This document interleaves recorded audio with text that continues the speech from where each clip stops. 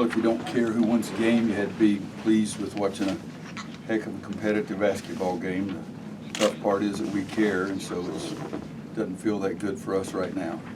We had some opportunities. We had a stretch, 8, 9, 10. I forget how much time it was in the second half. We missed 2-shot free throws and 2 bad shots and 3 straight possessions there, and all of a sudden it goes from a 6 or an 8 point game to a 1 or 2 or what tied or whatever it was. But we had our chances. Garrison had one about 2 or 3 feet right inside the free throw line. I think we had a 1 point lead at that time. It didn't go in. Andrew had a wide open 3 to the left side at the top of the key with a 1 point lead, and it didn't go in. It would have helped us a great deal with if Mondo hadn't gotten in foul trouble. And it puts too much pressure on Jeremiah, considering how little basketball he's played.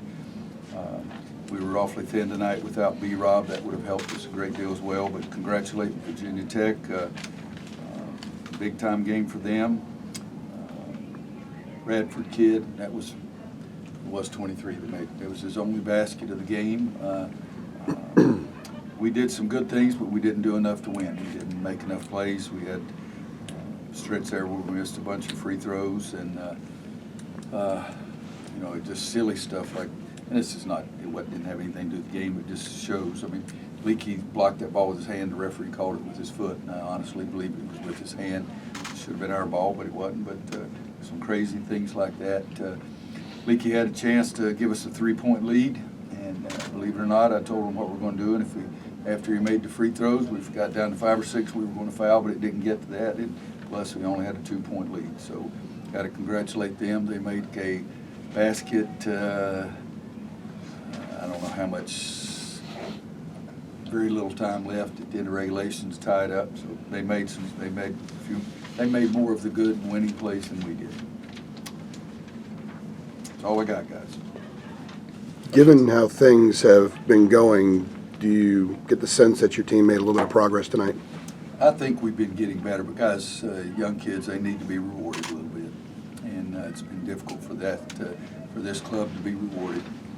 Yes, I think we're getting better, but also think that we made so many just silly plays and just didn't do what we needed to do to make a winning play. So I think we're competing. I was proud of them, told them I was proud of how they competed. We just got to take advantage of our plays, make those plays, and not make silly ones. Roy, in the second half, before the overtime period, what did Virginia Tech do to slow Garrison down? They started doubling even more. They've always doubled from the low side, and they started doubling more. One time it ended up in a turnover when they called walking on Garrison. And they should have, because he was our biggest offensive threat in the first half. He had to be a little more alert and find some open guys. It hurt us a great deal when Armando wasn't in there, because even though we made a few tonight, I don't know how many, we made 7 threes tonight. That's more than we've been making, but they made 14. A little youngster, the freshman, I think he's 15, a freshman. Yes. Yeah. He made 2 big-time threes in a row, and we had 2 defensive errors on both of them. And but they did a better job on Garrison in the second half than they did in the first. With all the games you guys are playing without Cole, and with how bunched up the conference is, does it feel like the experience they're getting now, you guys could make a run when he comes back? Well, we'd like to have Cole come back and B-Rob come back too. I mean, you know, B-Rob, somebody said that he and Cole have made more threes than the rest of our team put together this year, and so not having B-Rob out there was something which he can't do anything about injuries. When they get out there to play, then we'll have them. But some of the guys are learning some things about themselves, but you know, we got to be a better shooting team, because we had some opportunities that just didn't make some good shots too.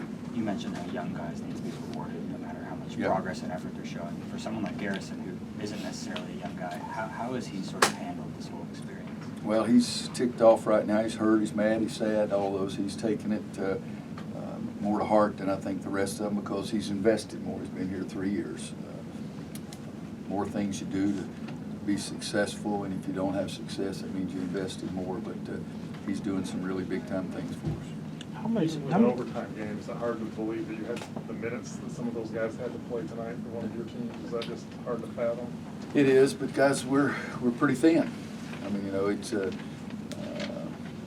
wasn't it today we talked? We don't have if you'd asked me in August who our top 7 players would be, I'd tell you we don't have 4 of those 7. So we're thin, but guys got to be able to get in there and do some things. And if the other team's 5-man, how many threes did he make now? He only made 1, but the other team's 5-man shoots threes. It's hard for us to put Huff or Walker in the game because they can't get out and play on the perimeter defense like that. And Justin and Garrison can do a better job of that. But still, it's North Carolina playing Virginia Tech, and Virginia Tech won the game tonight. Take 1 or 2 more.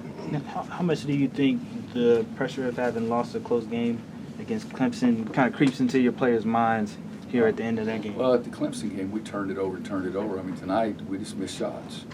I mean, they had to make, tell me if I'm wrong, they had to make a shot at the end of the game to send it into overtime. Yeah, 2 free throws. One of them crawled in, okay? And at the end of regulation, I think they made enough. That was the 2 free throws at the end of regulation. I mean, at the end of the first overtime. So they made plays. It's not just us. It's not the freaking Constitution at the University of North Carolina who's going to determine whether they win or lose every time. When did you know that B-Rob wasn't going to go tonight? Yesterday.